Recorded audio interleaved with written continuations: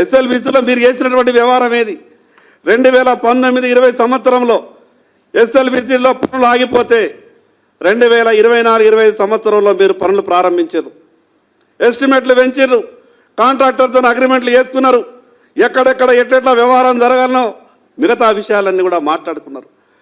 4 సంవత్సరాల తర్వాత ఆ టన్నెల్ పనులు ప్రారంభించేటప్పుడు జిఎస్ఐ వాళ్ళ అడ్వైస్ తీసుకోవాలి. ఒకసారి సొరంగం తవ్విన తర్వాత దాని రూపురేఖలన్నీ కూడా లోపల మారిపోతాయి. ఒత్తిడికి ఆ సొరంగం గురవుతుంది. ఆ రకమైనటువంటి ఎక్కడా కూడా మీరు ఆలోచించకుండా ఉటావుటిన టీఆర్ఎస్ ప్రభుత్వం చేయనటువంటి పనిని మేమేదో చేసినామని చెప్పి ఈరోజు గొప్పలు చెప్పేటటువంటి ప్రయత్నం చేస్తున్నారు కదా.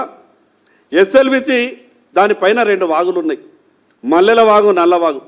ఆ 2 వాగులు ఎస్ఎల్బిసి పైన పారుతున్నప్పుడు 450 మీటర్లు తక్కువ దాంట్లో డౌన్లో ఉన్నది.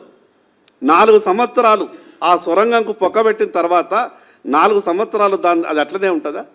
దాని మీద పూర్తిగా డీటెయిల్గా స్టడీ చేయాల్సినటువంటి బాధ్యత లేదా?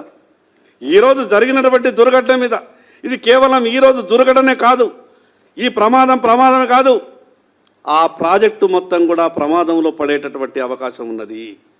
అది ఎక్కడికో వెళ్ళింది.